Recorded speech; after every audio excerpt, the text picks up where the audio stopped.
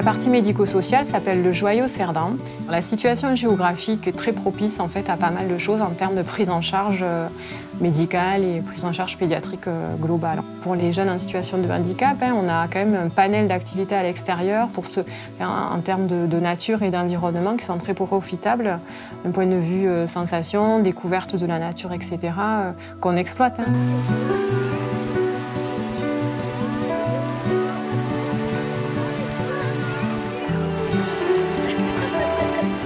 Aux Angles, on pratique comme activité tout ce qui est aquatique. Alors c'est des enfants qui ont des pathologies de type autistique et pour d'autres polyhandicaps.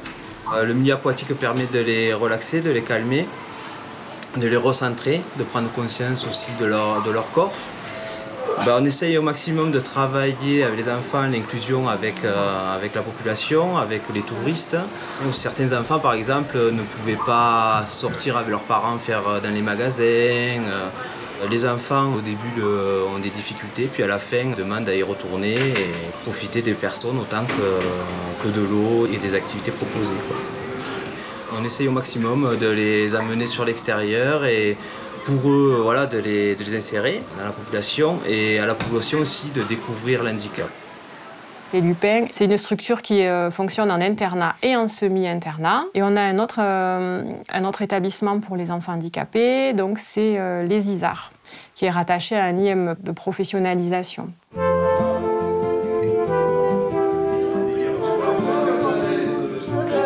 Nous accueillons des jeunes qui ont été victimes d'une cérébro-lésion cérébrale acquise, donc soit d'un traumatisme crânien sur la voie publique, soit d'un AVC, ou alors ils peuvent être aussi infirmes moteurs cérébrales.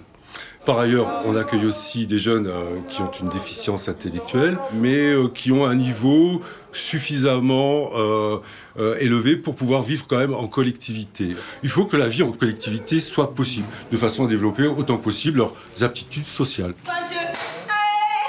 Ils sont là pour justement leur réadaptation sociale et professionnelle quand c'est possible. La moyenne du séjour, c'est 2-3 ans, mais en fonction de la réalisation de leur projet, ça peut aller jusqu'à 5 ans, 6 ans. Uno.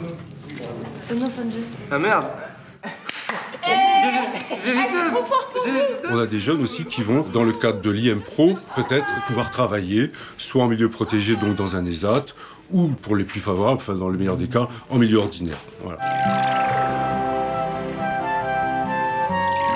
Nous avons la Masse Les Myrtilles, donc, qui accueille un public d'adultes handicapés jusqu'à peu près plus de 60 ans.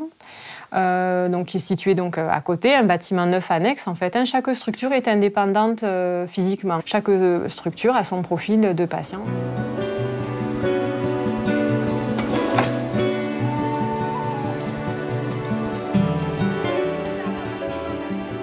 Certaines stations ont la possibilité de nous accueillir en fauteuil ski et c'est vrai que c'est quelque chose de très apprécié autant chez les adultes handicapés que nous accueillons que chez les jeunes parce que ça leur permet quand même une certaine liberté.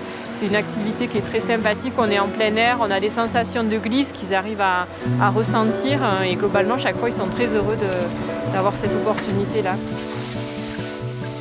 De manière générale, tous nos patients et usagers bénéficient des sports d'hiver, que ce soit le ski alpin, le ski de fond, les randonnées en raquettes, etc.